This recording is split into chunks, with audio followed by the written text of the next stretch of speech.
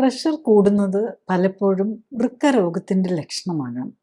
കാരണം കിഡ്നിയിൽ ഉണ്ടാക്കുന്ന റെനിൻ എന്ന ഹോർമോണിന് പ്രഷർ നിയന്ത്രിക്കുന്നതിൽ ഒരു പ്രധാന പങ്കാണുള്ളത്.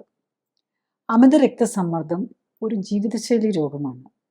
പ്രഷർ കൂടാനുള്ള കാരണം, അതായത് ജീവിതശൈലിയിലെ അപാകത കണ്ടെത്തി പരിഹരിക്കുന്നതിലൂടെ പ്രഷർ നോർമലാക്കാനാണ് ശ്രമിക്കേണ്ടത്.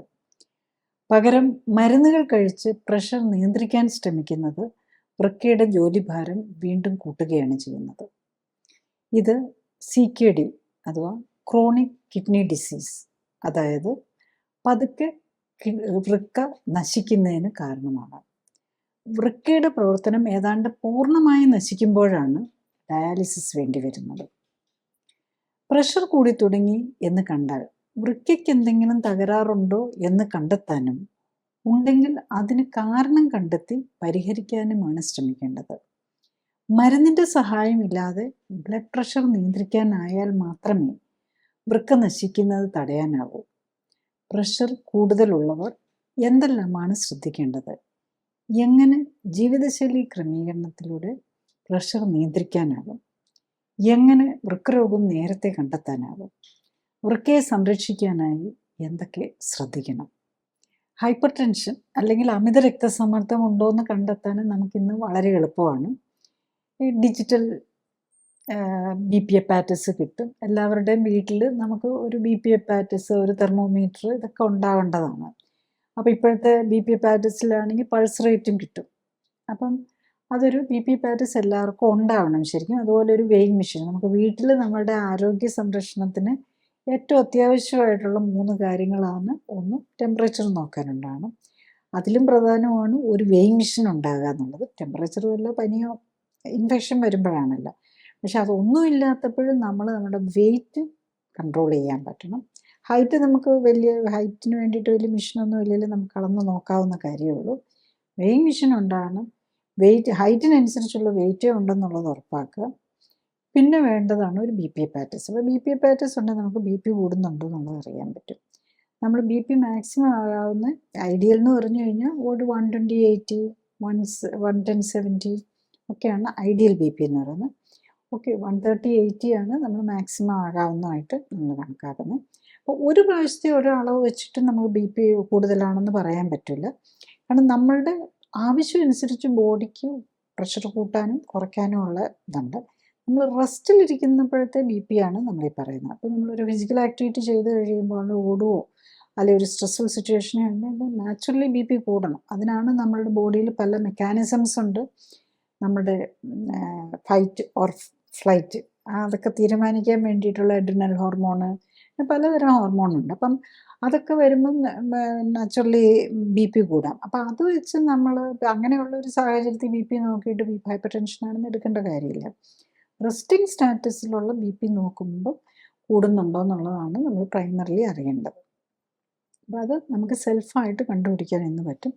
കാരണം ഹോസ്പിറ്റലിലൊക്കെ ചെല്ലുമ്പം വൈറ്റ് കോളർ സിൻഡ്രോം എന്നൊക്കെ പറഞ്ഞുകൊണ്ട് ഡോക്ടറിനെയോ അല്ലെങ്കിൽ നഴ്സിനെയോ ഒക്കെ കാണുമ്പോഴേക്കും തന്നെ BP കൂടുന്ന പലരും ഉണ്ടാവും. അത് അതല്ല, നമ്മൾ വീട്ടിൽ വെച്ച് തന്നെ BP നോക്കാനായിട്ട് പഠിക്കണം.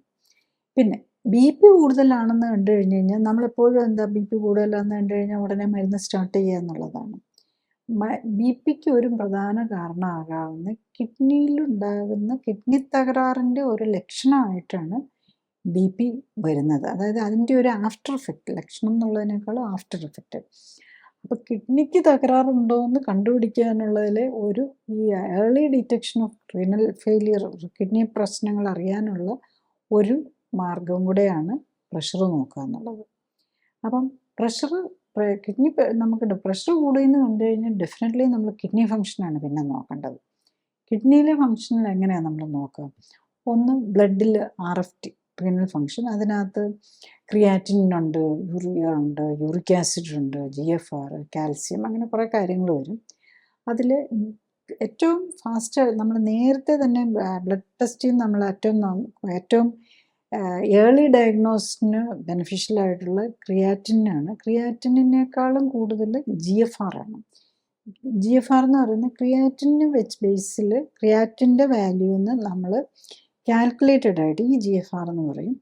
അപ്പോൾ അത് കാൽക്കുലേറ്റ് ചെയ്തെടുക്കുന്നത് നമ്മളുടെ ഏജും ഹൈറ്റും ഏജും ബേസിക്കലി ഓൺ ഏജിനെ ബേസ്, പിന്നെ നമ്മളുടെ എത്നിക് സ്റ്റാറ്റസും ഒക്കെ വെച്ചുകൊണ്ട് കാൽക്കുലേറ്റ് ചെയ്യുന്നതാണ് GFR. ഗ്ലോമറുലാർ ഫിൽട്രേഷൻ റേറ്റ് എന്ന് പറയും. അതായത് നമ്മളുടെ കിഡ്നിയുടെ ഫങ്ഷണൽ യൂണിറ്റാണ് ഗ്ലോമറുലസ്. അത് കിഡ്നി നമ്മളുടെ ഈ വേസ്റ്റിനെ അരിച്ചു മാറ്റാനുള്ളതാണല്ലോ. അപ്പോൾ അതിൻ്റെ ആ അരിപ്പെന്നുള്ള അല്ലെങ്കിൽ അതിൻ്റെ ആ ഫങ്ഷൻ എത്ര നിലനിൽക്കുന്നു എന്നുള്ളത് അറിയാനാണ്. അപ്പം GFR ശരിക്കും പറഞ്ഞു കഴിഞ്ഞാൽ 90ന് മുകളിലായിരിക്കണം. പ്രായപൂർത്തിയായവരിൽ 90ക്ക് മുകളിൽ, കുട്ടികളിലൊക്കെ ആണെങ്കിൽ അത് 100ന് മുകളിൽ നിൽക്കേണ്ടതാണ്. പിന്നെ അത് നമ്മുടെ ഫുഡുമായിട്ടും നമ്മുടെ ഫിസിക്കൽ ആക്ടിവിറ്റി ആയിട്ടും ഒക്കെ ബന്ധപ്പെട്ട് അത് മാറിക്കൊണ്ടിരിക്കും. എന്നാലും ഒരു അസാധാരണ ഒരു ആരോഗ്യത്തിലിരിക്കുമ്പോൾ നമുക്ക് GFR 90ന് മുകളിലായിരിക്കണം. 90 താഴെ വരാൻ തുടങ്ങണം. 60നും 90നും ഇടയിലാണെങ്കിൽ സ്റ്റേജ് 1, നോർമലി നിൽക്കുമ്പോൾ സ്റ്റേജ് 1, പിന്നെ അത് സ്റ്റേജ് 2, പിന്നെ 60നും 30നും ഇടയിലേക്ക് വന്നു കഴിഞ്ഞാൽ സ്റ്റേജ് 3. അതിനകത്ത് ABC അങ്ങനെയൊക്കെ കുറേ ഡിവിഷൻസ് ഒക്കെ വരുന്നുണ്ട്. ബേസിക്കലി നമ്മൾ അറിയേണ്ടത് 90ന് മുകളിൽ നിൽക്കാൻ നോക്കണം. 90ന് താഴെ 80ലേക്ക് 70ലേക്കൊക്കെ വരുമ്പോൾ തന്നെ കണ്ടുപിടിച്ച് നമ്മളതിൻ്റെ കാരണം മനസ്സിലാക്കി അതിനെ കറക്റ്റ് ചെയ്യാൻ നോക്കുക.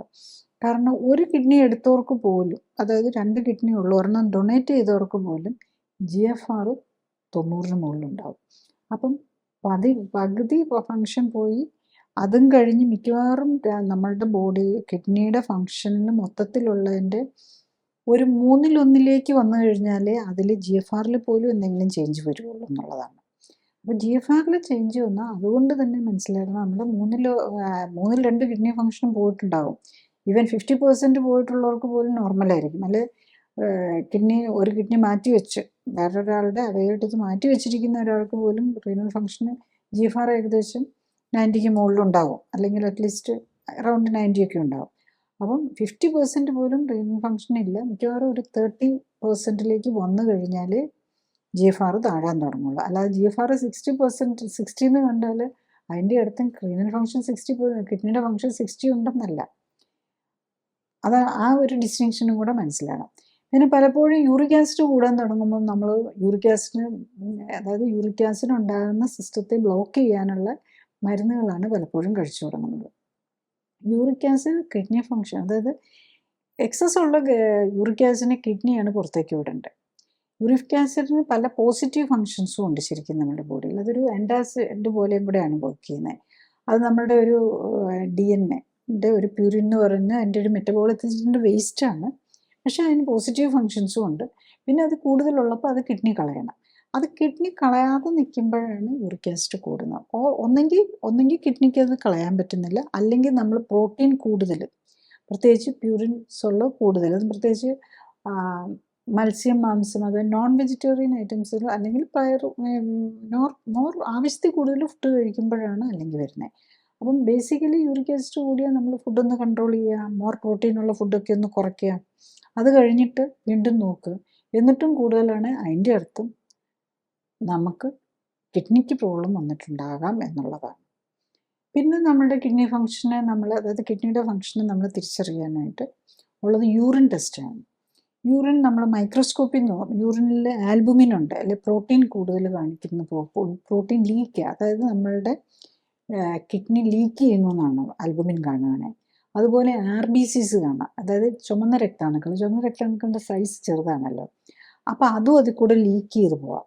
അപ്പം RBCs കാണുകയോ അല്ലെങ്കിൽ ആൽബുമിൻ കാണുകയോ ചെയ്തു കഴിഞ്ഞ് കഴിഞ്ഞാൽ കിഡ്നിക്ക് പ്രോബ്ലം ഉണ്ടെന്നുള്ളത് കണക്കാക്കണം. GFR നോർമൽ ആണെങ്കിൽ പോലും. ഇത് എല്ലാം കൂടെ ഇത് വരണമെന്നില്ല. അത് GFR കുറയണമെന്ന് നിർബന്ധമില്ല. ആൽബുമിൻ കാണുകയാണെങ്കിൽ GFR നോർമൽ ആണെങ്കിലും, അല്ലെ യൂറിക് ആസിഡ് ഹൈ ആണെങ്കിൽ GFR നോർമൽ ആണെങ്കിൽ അത് നമ്മൾ കിഡ്നി അഫക്റ്റ് ചെയ്തിട്ടുണ്ടോ എന്ന് സംശയിക്കണം.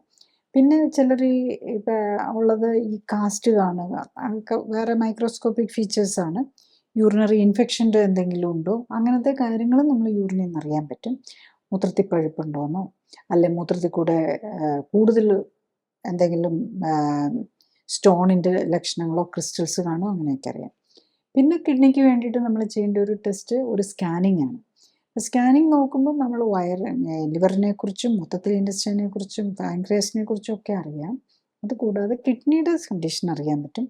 പ്രത്യേകിച്ച് കിഡ്നിയിൽ എന്തെങ്കിലും സ്റ്റോൺ ഉണ്ടോ, സ്റ്റോൺ റിപ്പീറ്റഡ് ആയിട്ട് വന്നുകൊണ്ടിരിക്കുന്നവർക്കും പ്രത്യേകിച്ച് ഈ സ്റ്റോണിന് വേണ്ടിയിട്ട് ഈ റേഡിയോ മെത്താ പൊടിക്കാൻ വേണ്ടിയിട്ടുള്ള വേർസ് വെച്ച് പൊടിക്കുക, റിപ്പീറ്റഡ് സർജറി ചെയ്യേണ്ടി വരുന്നവർക്കും കിഡ്നി ഫെയിലിയറിലേക്ക് പോകാം. അപ്പം ഈ കാര്യങ്ങളെല്ലാം നമുക്ക് ഇതെല്ലാം ഏത് കിഡ്നി ഫെയിലിയറിലേക്ക് വരുന്നവർക്കും ബി പി ഉണ്ടാകാനുള്ള സാധ്യതയുണ്ട്. അപ്പം അതുകൊണ്ട് ബി പി ഉണ്ടെങ്കിലും നമ്മൾ ഫസ്റ്റ് നമ്മൾ കിഡ്നിക്ക് പ്രോബ്ലം ഉണ്ടോ എന്ന് നോക്കുക എന്നുള്ളതാണ്. നെക്സ്റ്റ് ഈ എന്തുകൊണ്ടാണ് ഈ കിഡ്നിക്ക് പ്രോബ്ലം ഉണ്ടെങ്കിൽ പ്രഷർ കൂടുന്നത് എന്നുള്ളതാണ്. അപ്പോൾ പ്രഷർ കൂടാനായിട്ട്, പ്രഷറിനെ നമ്മളുടെ ബോഡിയിൽ കൺട്രോൾ ചെയ്യാനായിട്ട് കൂട്ടാനും കുറയ്ക്കാനുമുള്ള മാർഗങ്ങളുണ്ട്. അപ്പോൾ പ്രഷർ നമ്മൾ രക്തയോട്ടം എങ്ങോട്ടെങ്കിലും കുറഞ്ഞു പോകുന്നു കണ്ടു കഴിഞ്ഞാൽ നമുക്ക് ബോഡിയുടെ ഒരു നാച്ചുറൽ മെക്കാനിസമാണ് പ്രഷർ കൂട്ടുക എന്നുള്ളത്. ഇപ്പോൾ നമ്മൾ പ്രഷർ കൂട്ടി അതിന് രക്തക്കൊഴലുകളെ ചുരുക്കണം, എന്നാലേ വേണ്ടിടത്തേക്ക് രക്തം കറക്റ്റ് ചെയ്യാനുള്ള ഒരു മെക്കാനിസവും കൂടിയാണ്. അപ്പോൾ ഹാർട്ടാണെങ്കിലും കൂടുതൽ പമ്പ് ചെയ്യാൻ നോക്കും. അപ്പം ഇപ്പം നമുക്കൊരു പെട്ടെന്ന് നമ്മളൊരു ബ്ലഡ് ലോസ് വന്നു, അല്ലെങ്കിൽ ഭയങ്കരമായിട്ട് ഡീഹൈഡ്രേഷൻ വന്നു, അപ്പം ബി പി കൂട്ടി അത് നമ്മളുടെ ബോഡിയിലെ ബ്രെയിനിലേക്കും അങ്ങനെ എസെൻഷ്യൽ ഓർഗൻസിലേക്ക്, ബ്രെയിനിലേക്കുള്ള ഒക്കെ സർക്കുലേഷൻ കൂട്ടാനായിട്ട് ബോഡി ഒരു നാച്ചുറലി ശ്രമിക്കും. അതിനകത്ത് കിഡ്നിയിലേക്കുള്ള ബ്ലഡ് ഫ്ലോ ആണ് അസസ് ചെയ്തിട്ടാണ് കിഡ്നിയിൽ റെനിൻ എന്നുള്ളൊരു ഹോർമോൺ ഉണ്ടാക്കും. ഈ റെനിൻ, ആൻജിയോടെൻസിൻ, ആൽഡോസ്റ്ററോൺ മെക്കാനിസം എന്ന് പറയും. അത് റെനിൻ എന്ന് പറഞ്ഞാൽ കിഡ്നി ഉണ്ടാക്കും, ആൻജിയോടെൻസിനോജൻ എന്ന് പറഞ്ഞ ഒരു കെമിക്കൽ ലിവർ ഉണ്ടാക്കും, പിന്നെ ആൾഡോസ്റ്ററോൺ എന്ന് പറഞ്ഞ് ഒരു മിനറലോ കോർട്ടിക്കോയിഡ്, അത് അഡ്രിനൽ കോർട്ടെക്സ്, കിഡ്നിയുടെ മുകളിൽ ഒരു തൊപ്പി പോലെ ഇരിക്കുന്ന ഒരു എൻഡോക്രൈൻ ഗ്ലാൻഡ് ഉണ്ടല്ലോ, അതിന് അഡ്രിനൽ ഹോർമോണാണ് ആൽഡോസ്റ്ററോൺ. ഈ 3 കാര്യങ്ങളും കൂടെ കണക്ട് ചെയ്തുകൊണ്ടാണ് ബി പി ഒരു കൺട്രോൾ വരുന്നത്. പിന്നെ ബി പി കൺട്രോൾ ചെയ്യാനായിട്ട് നമ്മളുടെ ന്യൂറോളജിക്കൽ മെക്കാനിസംസ് ഉണ്ട്, സെൻസേഴ്സ് ഉണ്ട്. രക്തക്കൊഴലുകളിൽ തന്നെ സെൻസേഴ്സ് ഉണ്ട്, കീമോ റിസപ്റ്റേഴ്സ്, ബാരോ റിസപ്റ്റേഴ്സ്. അതൊക്കെ ശരിക്കും ഏറ്റവും കൂടുതലായിട്ടുള്ളത് നമ്മുടെ ഈ അയോർട്ടയിലും ബ്രെയിനിലേക്ക് പോകുന്ന കരോട്ടിഡ് ആർട്ടറിയിലുമാണ്. അത് കൂടാതെ നമ്മൾ ഓട്ടോണോമിക് നെർവ് സിസ്റ്റം ഉണ്ട്. ഓട്ടോണോമിക് നെർവ് സിസ്റ്റം, അതായത് നമ്മുടെ കൺട്രോളുകളെ എല്ലാം ബ്രെയിനിൽ നിന്നുള്ള കൺട്രോൾ സിസ്റ്റം ഉണ്ട്. ഇത് കൂടാതെ ബ്രെയിനിൽ നിന്നുള്ളൊരു ഹോർമോണും വരുന്നുണ്ട്, വാസോപ്രസർ എന്നൊക്കെ പറഞ്ഞ് പിറ്റ്യൂട്ടറി ഉണ്ടാക്കുന്ന ഒരു ഹോർമോൺ ഉണ്ട്. അപ്പം ന്യൂറോളജിക്കൽ സിസ്റ്റവും ഹോർമോണൽ സിസ്റ്റവും എല്ലാം കൂടെ കൂടിയാണ് നമ്മളുടെ ഈ പ്രഷറിനെ കൺട്രോൾ ചെയ്തിരിക്കുന്നത്. അതിൽ തന്നെ ഈ റെനിൻ എന്ന് പറഞ്ഞ ഒരു ഹോർമോണാണ് വെരി ഇമ്പോർട്ടൻ്റ്. അത് കിഡ്നി ഉണ്ടാക്കുന്ന ഒരു ഹോർമോണ്, ആൻജിയോടെൻസിൻ, ആൽഡോസ്റ്ററോൺ മെക്കാനിസം എന്ന് പറയും. കിഡ്നി റെനിൻ ഉണ്ടാക്കും, ലിവർ ആൻജിയോടെൻസിനോജൻ ഉണ്ടാക്കും, അഡ്രിനൽ ഗ്ലാൻഡ് അഡ്രിനാലിനും ഉണ്ടാക്കും, അതുപോലെ ആൽഡോസ്റ്ററോണും ഉണ്ടാക്കും. പിന്നെ ഹാർട്ടും ചില ഹോർമോൺസ് ഉണ്ടാക്കുന്നുണ്ട് ഇതിനു വേണ്ടി. ANP എന്ന് പറയും, ഏട്രിയൽ നെറ്റ്യൂറോട്ടിക് പ്രിപ്പയർഡ്. അത് നമ്മൾ സോഡിയത്തിനെ സെൻസ് ചെയ്തുകൊണ്ട് ചെയ്യുന്നൊരിതാണ്. പിന്നെ ബ്ലഡ് വെസൽസ് തന്നെ വേറെ ചില കെമിക്കൽസ് ഉണ്ടാക്കുന്നുണ്ട്, നൈട്രിക് ഓക്സൈഡ്, എൻഡോത്തിലിൻ എന്നൊക്കെ പറഞ്ഞ്. അപ്പം ഈ കിഡ്നിയിലേക്കുള്ള രക്തക്കൊഴലുകളിൽ അത്രോസ്ക്ലെറോസിസ്, നമ്മുടെ ഹാർട്ടിൽ രക്തക്കൊഴലുകൾക്ക് ബ്ലോക്ക് വരുന്നതിനെ കുറിച്ച് എല്ലാവരും കേട്ടിട്ടുണ്ടാകും. നമ്മൾ അതിനാണ് സ്റ്റെൻറ്റ് ഇടുകയും ബൈപ്പാസ് ചെയ്യുകയൊക്കെ ചെയ്യുന്നത്. ഇതേ പ്രോബ്ലം കിഡ്നിയിലെ രക്തക്കൊഴലുകളും ഉണ്ടാകാം, മെയിൻ രക്തക്കൊഴലിന്. അതുപോലെ ചെറുതിനും വരാം. മെയിൻ രക്തക്കൊഴലിനുള്ളതുപോലെ തന്നെ കാര്യങ്ങൾ ചെറുതിലും വരുന്നുണ്ട്. ഈ ഗ്ലോമറുലസിൽ, അതായത് നമ്മുടെ കിഡ്നിയുടെ ബേസിക് യൂണിറ്റ് ആയിട്ടുള്ള നെഫ്രോൺസ് ഉണ്ട്. നെഫ്രോൺസിനകത്തുള്ളതാണ് ഗ്ലോമറുലസ്. അതിനകത്ത് ഉള്ള രക്തക്കൊഴലുകൾക്ക് വരുമ്പോൾ, ഡാമേജ് വരുമ്പോഴാണ് കിഡ്നി ഫെയിലിയറിലേക്കൊക്കെ മെയിൻലി വരുന്നത്. അതിനകത്ത് രക്തഓട്ടം കുറയുമ്പോഴാണ് GFR കുറയുന്നത്. അപ്പം ഇപ്പം നമുക്ക് ഹാർട്ടിൽ നമ്മൾ സ്റ്റെൻറ്റ് ഇട്ടിട്ടുള്ളവർ, അപ്പം അതിൻ്റെ അടുത്ത് ഹാർട്ടിന് മാത്രമല്ല മറ്റു ഭാഗങ്ങളിലും വന്നിട്ടുണ്ടാകും. ഹാർട്ട് അറ്റാക്ക് വരുന്നവർക്ക് മിക്കവാറും പ്രഷർ ഉണ്ടായിട്ടുള്ളവരായിരിക്കും ഹാർട്ട് അറ്റാക്ക്, അല്ലെങ്കിൽ സ്ട്രോക്കൊക്കെ വരുന്ന പ്രഷറുള്ളവർക്കാണല്ലോ, അല്ലെങ്കിൽ അതിന് വേണ്ടിയിട്ട് മരുന്ന് കഴിക്കുന്നവരായിരിക്കും. അപ്പം അങ്ങനെയുള്ളവർക്ക് ഈ ഹാർട്ടിലെ കൊറോണറി ആർട്ടറിക്ക് ബ്ലോക്ക് വന്നിട്ടുള്ളവർക്ക് മിക്കവാറും കിഡ്നിയിലെ രക്തക്കൊഴലുകൾക്കും ബ്ലോക്ക് ഉണ്ടാകും കിഡ്നിയിലേക്ക്. അതായത് നമ്മുടെ അയോർട്ടയിൽ നിന്നുള്ള വെരി ഷോർട്ട് ഒരു ആർട്ടറിയാണ്, നേരെ കിഡ്നിക്കാണ് കൊടുക്കുന്നത്. അപ്പം അതിന് ബ്ലോക്ക് വന്നിട്ടുണ്ടെങ്കിലും റെനിൻ്റെ അളവ് കൂടും. റെനിൻ്റെ അളവ് കൂടി പ്രഷർ കൂടും. അപ്പോൾ ഇതെല്ലാം കണക്ട് ചെയ്താണ് കിടക്കുന്നത്. അപ്പം നമ്മൾ അവിടുത്തെ ആത്രോസ്ക്ലെറോസിസ് ആകാൻ കാരണം, അല്ലെങ്കിൽ പിന്നെ ഉള്ളത് കിഡ്നിക്ക് പ്രോബ്ലം വരുത്താവുന്നത് ഒന്ന് ആത്രോസ്ക്ലെറോസിസ് കൊണ്ട് വരും. പിന്നെ കിഡ്നിക്ക് ഡയബറ്റിക് ഉള്ളവർക്ക് അതിൻ്റെ പേരിൽ നമ്മൾ ഇൻസുലിൻ്റെ അളവ് കൂടുന്നതുകൊണ്ട്, പ്രത്യേകിച്ച് ടൈപ്പ് 2 ഡയബറ്റീസിൽ ഇൻസുലിൻ്റെ അളവ് കൂടുന്നത് പ്രഷർ കൂട്ടാൻ കാരണമാകും. പിന്നെ അത് നമ്മളുടെ ആ സോഡിയം വാട്ടർ, ഈ ഇലക്ട്രോലൈറ്റും വാട്ടറും തമ്മിലുള്ള ഹിമോസ്റ്റേസിസ് എന്ന് പറയും ബോഡിയിൽ, അതിനെ കൺട്രോൾ ചെയ്യുന്നതിൽ തെറ്റുകൾ വരും ഈ ഹൈപ്പർ ടെൻഷൻ, പ്രത്യേകിച്ച് ഈ ടൈപ്പ് 2 ഡയബറ്റീസ് ഉള്ളവർക്ക്. അപ്പം അങ്ങനെ ഡിഫറെൻറ്റ് രീതിയിലാണ് ഇതെല്ലാം വർക്ക് ചെയ്യുന്നത് എന്നുള്ളത്. അപ്പം നമ്മളുടെ കിഡ്നി ഈ പ്രഷർ കൺട്രോൾ ചെയ്യുന്നതിൽ ബേസിക്കലി നമ്മൾ മനസ്സിലാക്കേണ്ട കിഡ്നിക്ക് ഒരു വലിയ റോളുണ്ട് പ്രഷർ കൺട്രോൾ ചെയ്യാൻ. ഈ നമ്മൾ കഴിക്കുന്ന മരുന്നാണെങ്കിൽ, പ്രഷറിന് വേണ്ടിയിട്ട് കഴിക്കുന്ന മരുന്നുകളെല്ലാം തന്നെ കിഡ്നിയിലാണ് വർക്ക് ചെയ്യുന്നത്. റെനിൻ, ആൻജിയോടെൻസിൻ അല്ലെങ്കിൽ ആൽഡോസ്റ്ററോൺ മെക്കാനിസം, അതിലാണ് അതിൻ്റെ ഏതെങ്കിലും ലെവലിൽ വെച്ച് ബ്ലോക്ക് ചെയ്യുകയാണ് ചെയ്യുന്നത്. റെനിൻ്റെ ഫങ്ഷനെ ബ്ലോക്ക് ചെയ്യുകയാണ് ചെയ്യുന്നത്. അല്ലെങ്കിൽ പിന്നെ വേറൊരു ഗ്രൂപ്പ് ഓഫ് മെഡിസിൻ ഉണ്ട്, അത് നമ്മളുടെ സോഡിയം പൊട്ടാസ്യം ഇലക്ട്രോലൈറ്റ്സും വാട്ടറും റീഅബ്സോർബ് ചെയ്ത് വേണ്ടത്ര എടുക്കുക, തിരിച്ച് വേണ്ടാത്ത കളയുക എന്നുള്ളതാണ്. ആ മെക്കാനിസത്തെ ബ്ലോക്ക് ചെയ്യുന്നതാണ് ചില മരുന്നുകൾ. അപ്പോൾ ഈ രണ്ട് രീതിയിലാണ്, ഒന്നെങ്കിൽ റെനിൻ ആൻജിയോടെൻസിൻ മെക്കാനിസം, അല്ലെങ്കിൽ ഈ ഇലക്ട്രോലൈറ്റ് ആൻഡ് വാട്ടർ ബാലൻസിനെ ബ്ലോക്ക് ചെയ്യുക. പിന്നെ ഉള്ളത് നമ്മളുടെ നെർവ്സിനെ, അതായത് ഈ beta blocker, alpha blocker, agonist എന്നൊക്കെ പറഞ്ഞ ഗ്രൂപ്പുകൾ വരുന്നുണ്ട്. അതൊക്കെ നെർവസ് സിസ്റ്റത്തിലെ അഫക്റ്റ് ചെയ്തുകൊണ്ടാണ്.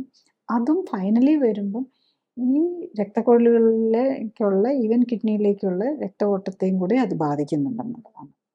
അപ്പം നമുക്കപ്പം മനസ്സിലാക്കേണ്ടത് ബേസിക്കലി എന്ത് കിഡ്നിക്ക് പ്രോബ്ലം, പ്രഷർ കൂടിയെന്ന് കണ്ടു കഴിഞ്ഞാൽ നമ്മുടെ കിഡ്നി ഫങ്ഷനെ അസസ് ചെയ്യണം. നെക്സ്റ്റ് നമ്മൾ കിഡ്നി ഫെയിലിയർ എന്ന് പറയുന്നത് എന്താണെന്നുള്ളതാണ്. കിഡ്നി ഫെയിലിയർ എന്ന് പറയുമ്പോൾ ഞാൻ ഈ നേരത്തെ പറഞ്ഞ പോലെ GFR കുറഞ്ഞു നമുക്കെപ്പോഴും കിഡ്നിയുടെ സ്റ്റേജിങ് ഓഫ് കിഡ്നി ഡിസീസ്, CKD-യുടെ സ്റ്റേജിങ് എന്ന് പറയുന്നത് ഈ GFR-നെ ബേസ് ചെയ്താണ്. അപ്പം GFR 30ക്ക് താഴെ വരുമ്പം സ്റ്റേജ് 4 ആയി, 15 താഴെ വരുമ്പം സ്റ്റേജ് 5 ആയി. ഈ സ്റ്റേജ് 5 എത്തിക്കഴിയുമ്പോഴേ നമ്മൾ ഈ വാട്ടറിനെ, ഇലക്ട്രോലൈറ്റ്സിനെ മാനേജ് ചെയ്യാൻ പറ്റാതെ വരിക. അതായത് വെള്ളം കൂടുതലുണ്ടെങ്കിൽ പുറത്തേക്ക് കളയാൻ പറ്റില്ല, സോഡിയം കൂടുതലുണ്ടെങ്കിൽ പുറത്തേക്ക് കളയാൻ പറ്റില്ല. ഈവൻ നമ്മുടെ കിഡ്നിക്ക് ഏറ്റവും ഈസി ആയിട്ട് കളയാവുന്നതാണ് പൊട്ടാസ്യം കളയാൻ പറ്റാതെ വരും. ഇങ്ങനെ വരുമ്പോഴേക്കുമാണ് നമ്മൾ സിംറ്റമാറ്റിക് ആയി പോവുക. വെള്ളം കളയാൻ പറ്റാതെ വരുമ്പോഴാണ് കാലിൽ നീര് വരിക, അല്ലെങ്കിൽ നമ്മുടെ ഒന്നെങ്കിൽ കാലിലാണ് സിസ്റ്റമിക് സർക്കുലേഷൻ, കാലിലേക്കൊക്കെ നീര് വരാം, അല്ലെങ്കിൽ ബോഡിയിൽ മൊത്തത്തിൽ നീര് വരാം. പിന്നെ ഈ ലങ്സിലേക്കുള്ള സപ്ലൈക്കും ബ്ലോക്ക് വരാം. അങ്ങനെ വരുമ്പോഴാണ്, ലങ്സിൽ നീര് കെട്ടുമ്പോഴാണ് പൾമിനറി എഡീമ എന്ന് പറയും. കാലയിൽ വരുന്ന എഡീമ പീഡൽ എഡീമ പറയും. അതുപോലെ ശ്വാസകോശത്തിൽ എഡീമ വരുമ്പോൾ പൾമിനറി എഡീമ എന്ന് പറയും. പൾമിനറി എഡീമ വരുമ്പോഴാണ് ശ്വാസം മുട്ടലൊക്കെ പോലെ വരുന്നത്. അപ്പം അങ്ങനെയൊക്കെ വരുമ്പോഴാണ് നമ്മൾ പലപ്പോഴും ഡയാലിസിസിലേക്ക് പോകേണ്ടി വരുന്നത്. അതായത് റീനൽ കിഡ്നിയുടെ ഫെയിലിയറിൻ്റെ ആദ്യ ലെവലിലൊന്നും ഒരു സിംറ്റംസും ഉണ്ടാവില്ല. അതാണ് നമ്മൾ ഓർത്തിരിക്കേണ്ടത്. അപ്പോൾ പ്രഷർ കൂടുക എന്നുള്ള ഒരൊറ്റ സിംറ്റമേ ഉണ്ടാവുള്ളൂ കിഡ്നിക്ക് ഒരു അസുഖം ഉണ്ടെങ്കിൽ തുടക്കത്തിൽ. എൻ്റെ സ്റ്റേജ് ലാസ്റ്റ് കംപ്ലീറ്റ് ഫങ്ഷൻ പോയി കഴിയുമ്പോഴേക്കാണ് ഈ വെള്ളത്തിനെയും ഇലക്ട്രോലൈറ്റ്സിനെയും കൺട്രോൾ ചെയ്യാനുള്ള കിഡ്നിയുടെ ഫങ്ഷൻ പോകുമ്പോൾ മാത്രമേ നമ്മൾ സിംറ്റമാറ്റിക് ആവുള്ളൂ. പിന്നെ ക്രിയാറ്റിനൊക്കെ ഒത്തിരി കൂടി 10, 11, 12 ഒക്കെ, അതായത് GFR കുറയുമ്പോൾ ഒരു GFR 15ലേക്ക് 4, 3, 3.5, 4 ആകുമ്പോഴേക്കും ക്രിയാറ്റിൻ 4 എത്തുമ്പോഴേക്കും GFR 15 താഴെ പോകും. പിന്നെ ഛർദിൽ പോലെയുള്ള, അല്ലെങ്കിൽ നമ്മൾ ക്രിയാറ്റിൻ കൂടുന്നത് കൊണ്ടോ അല്ലെങ്കിൽ ബ്ലഡ് യൂറിയ കൂടുന്നതുകൊണ്ടുള്ള ഇഫക്റ്റൊക്കെ വരുന്നത്, അത് ക്രിയാറ്റിനൊക്കെ 10, യൂറിയയും ക്രിയാറ്റിനൊക്കെ ഒത്തിരി കൂടി കഴിയുമ്പോഴാണ് അതിൻ്റെ സിംറ്റംസ് വരുന്നത്. അത്രയൊക്കെ എത്തിക്കഴിയുമ്പോഴേ മിക്കവാറും ഈ ചുമയും നീരും ഒക്കെ വരുള്ളൂ. അപ്പം ആ നിലയിൽ എത്തിയാൽ പിന്നെ നമുക്കൊന്നും ചെയ്യാൻ പറ്റില്ല ഒരു പരിധി വരെ. അതാണ് മനസ്സിലാക്കേണ്ടത്. അപ്പം അവിടെ എത്തിക്കാതെ നോക്കുക എന്നുള്ളതാണ് നമ്മളുടെ ആവശ്യം. ഇപ്പം ട്രീറ്റ്മെൻറ്റിലേക്ക് വന്നു കഴിഞ്ഞ് കഴിഞ്ഞാൽ, ഹൈപ്പർ ടെൻഷൻ്റെ ട്രീറ്റ്മെൻറ്റിൽ ബേസിക്കലി GFR 60-ന് മുകളിലാണെങ്കിൽ ട്രീറ്റ് ചെയ്യാൻ ഈസിയാണ്. ഹൈപ്പർ ടെൻഷനും മാറ്റാം. മിക്കവാറും കിഡ്നിയുടെ ഫങ്ഷൻ ഇനിയും കുറഞ്ഞു പോകാതെ നമുക്ക് നോക്കാൻ ഈസി ആയിരിക്കും. ബേസിക്കലി കിഡ്നിക്ക് ഇപ്പം GFR 60 മുകളിലുള്ളവർക്ക് പ്രഷർ കൺട്രോൾ ചെയ്യാൻ ബെസ്റ്റായിട്ടാണ് നമ്മളൊരു dietary approach to stop hypertension അതാണ് പറയുന്നത്. അപ്പോൾ അത് GFR കൂടുതലുള്ള 60 മുകളിലുള്ളവർക്കാണെങ്കിൽ അത് ചെയ്യാൻ വളരെ ഈസിയാണ്. അപ്പോൾ അതിൽ സോഡിയത്തിൻ്റെ നമ്മുടെ ഭക്ഷണത്തിലെ സോഡിയം 1500 കുറയ്ക്കുക, പൊട്ടാസ്യത്തിൻ്റെ അളവ് 4500 കൊണ്ടുവരിക, പിന്നെ omega-3-6 ബാലൻസ് കറക്റ്റ് ചെയ്യുക, മാഗ്നീഷ്യം ആവശ്യത്തിന് കഴിക്കുക, ഡയറ്ററി ഫൈബർ ആവശ്യത്തിനുള്ള ഫുഡ് കൊണ്ട് കഴിക്കുക, ഇതൊക്കെയാണ് അതിനകത്ത് വരുന്നത്. അപ്പോൾ അതിൻ്റെ കൂടെ ഡയബറ്റീസ് ഉള്ളവരാണെങ്കിൽ കാർബോഹൈഡ്രേറ്റ് കുറയ്ക്കണം. അപ്പം നമുക്ക് പ്രോട്ടീൻ്റെയോ അല്ലെങ്കിൽ പൊട്ടാസ്യമോ വാട്ടറോ ഒന്നും കൺട്രോൾ ചെയ്യേണ്ടി വരുന്നില്ല. നമ്മൾ മെഡിക്കേഷനായിട്ടാണ് നമ്മൾ എടുക്കുന്നതെങ്കിൽ എന്താ ചെയ്യുന്നത്? ഈ ഡയൂററ്റിക്സ്, തയസൈഡ്സ്, പിന്നെ കാൽസ്യം ചാനൽ ബ്ലോക്കേഴ്സ്, അങ്ങനെ നമ്മളുടെ രക്തക്കൊഴലുകളെ വികസിപ്പിക്കാൻ വേണ്ടിയിട്ട്, അല്ലെങ്കിൽ പലതരം മരുന്നുകളുണ്ട്. നമ്മളെ ആൻജിയോടെൻസിൻ, AC, ഇതെല്ലാം ഞാൻ ഈ പറഞ്ഞ റെനിൻ ആൻജിയോടെൻസിൻ മെക്കാനിസത്തെ, അല്ലെങ്കിൽ ഈ രക്തക്കൊഴലുകളെ വികസിപ്പിക്കുന്ന ബ്രെയിനിനെ എന്നുള്ള ന്യൂറോളജിക്കൽ കൺട്രോൾ, ഇതിനെയൊക്കെ കറക്റ്റ് ചെയ്യുന്ന മരുന്നുകളാണ് ARBs, സാർട്ടൻസ് എന്നൊക്കെ പറയുന്ന മരുന്നുകളുണ്ടല്ലോ. എല്ലാവർക്കും അറിയാം, telmisartan, so many sartans are there, beta blockers, propranolol, atenolol, പിന്നെ ആൽഫ ബ്ലോക്കേഴ്സ് ഉണ്ട്, പിന്നെ ആൽഫ ആഗണിസ്റ്റ് ഉണ്ട്. ഇങ്ങനെ പലതരം മരുന്നുകൾ ഇന്ന് നമുക്ക് അവൈലബിൾ ആണ്. ഇതെല്ലാം ബേസിക്കലി കിഡ്നിയെ തന്നെയാണ് അഫക്റ്റ് ചെയ്യുന്നത്. പിന്നെ നമ്മൾ കിഡ്നിക്ക് പ്രോബ്ലം ഉള്ളവർ അല്ലെങ്കിൽ പ്രഷർ ഉള്ളവർ വേറൊരു കാര്യം കൂടെ ശ്രദ്ധിക്കേണ്ടത് എന്താണെന്ന് വെച്ചാൽ, നമ്മൾ ഡൈ ഇഞ്ചെക്റ്റ് ചെയ്യുന്നത്, അതായത് സ്കാനിങ്ങിനോ അല്ലെങ്കിൽ ഈ ഹാർട്ടിന് പ്രോബ്ലം ഉണ്ടോ എന്നറിയാൻ വേണ്ടിയിട്ട് ചെയ്യുന്ന ആൻജിയോഗ്രാം, ആൻജിയോപ്ലാസ്റ്റി, ഇതിനെല്ലാം ഒരു പ്രത്യേക ഡൈ ഇഞ്ചെക്റ്റ് ചെയ്യുന്നുണ്ട്. ആ ഡൈ ഇഞ്ചെക്റ്റ് ചെയ്യുന്നവർക്ക് റീനൽ ഫെയിലിയർ വരാൻ ചാൻസ് കൂടുതൽ. അപ്പോൾ ഓൾറെഡി കുറവുള്ളവർ അത് കൂടുതൽ ഡാമേജ് വരുത്താം. അതുകൊണ്ട് എപ്പോഴും നമ്മൾ ഇങ്ങനത്തെ CT സ്കാൻ, ഈ മരുന്ന് ഇഞ്ചെക്റ്റ് ചെയ്തിട്ട് നമ്മൾ സ്കാനൊക്കെ പറയുമ്പോൾ അത്യാവശ്യമുള്ളതാണോ എന്ന് അന്വേഷിക്കുക. ഡൈ ഇഞ്ചെക്റ്റ് ചെയ്യേണ്ടതാണെങ്കിൽ ഡെഫിനറ്റ്ലി നമ്മൾ GFR നോക്കി വീണ്ടും ആലോചിക്കണം. അതുകൊണ്ട് ഈ സ്കാൻ എടുത്തുകൊണ്ട് നമുക്ക് എന്താ ബെനിഫിറ്റ് എന്നും കൂടെ നോക്കണം. ഡൈ ഇഞ്ചെക്റ്റ് ചെയ്ത് കിഡ്നിക്ക് GFR ഒരു 90-ന് താഴെ നിൽക്കുന്ന ആളാണെങ്കിൽ ആലോചിച്ചിട്ട് മാത്രം വേണം നമ്മളത് എടുക്കാനായിട്ട്. അതിനും പ്രത്യേക റീനൽ പ്രൊട്ടക്റ്റൻസ് ഒക്കെ എടുത്തുകൊണ്ട് മാത്രമേ നമ്മൾ എടുക്കാനും പാടുള്ളൂ, അത്രയും ഡൈ ഇഞ്ചെക്റ്റ് ചെയ്യുന്നത്. അപ്പം നമ്മൾ പേഷ്യൻസും കുറച്ചും കൂടെ കോൺഷ്യസ് ആയിട്ട് നമ്മൾ എമർജൻസി സിറ്റുവേഷൻ അല്ലാത്ത ഒരു സ്കാൻ എടുക്കുന്നതിൻ്റെ മുമ്പ് നമ്മൾ ഡൈ ഇഞ്ചെക്റ്റ് ചെയ്യുന്നുണ്ടോ, അങ്ങനെ ഉണ്ടെങ്കിൽ GFR എത്രയുണ്ട്, GFR 90-ൽ കുറവാണെങ്കിൽ ഡെഫിനറ്റ്ലി ആ സ്കാൻ അത്ര ആവശ്യമുള്ളതാണോ, ആ സ്കാൻ ചെയ്തുകൊണ്ട് നമ്മളുടെ ഡയഗ്നോസിസിൽ അല്ലെങ്കിൽ ട്രീറ്റ്മെൻറ്റിൽ എന്ത് ബെനിഫിറ്റാണ് കിട്ടുന്നത്, ഈ കാര്യങ്ങളിൽ കിഡ്നിക്ക് ഒരു ദോഷം വരാൻ സാധ്യത, ഇതൊക്കെ അറിഞ്ഞിട്ട് മാത്രമേ ചെയ്യാൻ പാടുള്ളൂ. അപ്പം GFR, അതായത് renal failure, renal function stage 1-ലിരിക്കുമ്പോൾ നോർമലായിട്ട് 90-ക്ക് മുകളിലുള്ള, സ്റ്റേജ് 2-ലേക്ക് വന്നു കഴിഞ്ഞ് കഴിഞ്ഞാൽ തന്നെ നമ്മൾ ചിന്തിക്കണം. മരുന്നെടുക്കുന്നതിലാണേലും എന്ത് മരുന്ന് കഴിക്കുമ്പോഴും, ആൻറ്റിബയോട്ടിക്സോ എന്ത് മരുന്നാണേലും, ഈവൻ ക്യാൻസറിന് വേണ്ടിയിട്ട് നമ്മൾ മരുന്നെടുക്കുകയാണെങ്കിൽ പോലും ക്യാൻസർ മെഡിസിൻസും ആൻറ്റിബയോട്ടിക്സും ഒക്കെ കിഡ്നിക്ക് ദോഷം ചെയ്യാം. ഇതൊക്കെ അത്യാവശ്യം ഉണ്ടോയെന്ന് നോക്കി, കിഡ്നിക്ക് ദോഷം വരുത്തുന്നുണ്ടോയെന്ന് നോക്കി, ഈ മരുന്നുകളൊക്കെ എടുത്തുകൊണ്ടിരിക്കുന്ന കിഡ്നി ഫങ്ഷൻ വീണ്ടും നോക്കിക്കൊണ്ടൊക്കെ മാത്രമേ എടുക്കാൻ പാടുള്ളൂ. പിന്നെ ഈ കിഡ്നി ഫെയിലിയർ വന്ന് സ്റ്റേജ് 4-ഓ സ്റ്റേജ് 5-ഓ ഒക്കെ വന്നു കഴിയുമ്പോഴേക്കും, സ്റ്റേജ് 4 എത്തുമ്പോൾ തന്നെ നമ്മൾ പലപ്പോഴും ഫുഡിൽ റെസ്ട്രിക്റ്റ് ചെയ്യേണ്ടി വരും. ഈവൻ 3-ൽ തന്നെ പ്രോട്ടീൻ്റെയൊക്കെ അളവ് കുറയ്ക്കേണ്ടി വരും, അല്ലെങ്കിൽ അത്രയും ഹാൻഡിൽ ചെയ്യാൻ പറ്റില്ല. പിന്നെ നമ്മൾ കിഡ്നി തന്നെയാണ് നമ്മൾ കഴിക്കുന്ന എന്ത് മരുന്നാണേലും പ്രോസസ്സ് ചെയ്യേണ്ടത്. അപ്പം നമ്മൾ കിഡ്നിക്ക് അസുഖമുണ്ട്, അല്ലെ കിഡ്നിക്ക് അസുഖമുണ്ട്, പ്രഷറും ഉണ്ട്, അല്ലെ ഡയബറ്റീസും ഉണ്ട്. ഇപ്പോൾ എന്ത് മരുന്ന് കഴിക്കുമ്പോഴും അത് വേസ്റ്റായിട്ട് അതിനെ പുറത്തേക്ക് കളയേണ്ടത് കിഡ്നിയുടെ വർക്കാണ്. അപ്പോൾ കിഡ്നിയുടെ വർക്ക് ലോഡ് കൂട്ടും. അതുകൊണ്ട് നമ്മൾ പ്രത്യേകിച്ച് ശ്രദ്ധിക്കണം. നമ്മൾ കിഡ്നിക്കൊരു ഫങ്ഷൻ കുറവുണ്ടോ, നമ്മൾ മരുന്നുകളുടെ അളവ് കുറയ്ക്കുക എന്നുള്ളതാണ് ഒന്ന് നമ്മൾ ചെയ്യേണ്ടത്.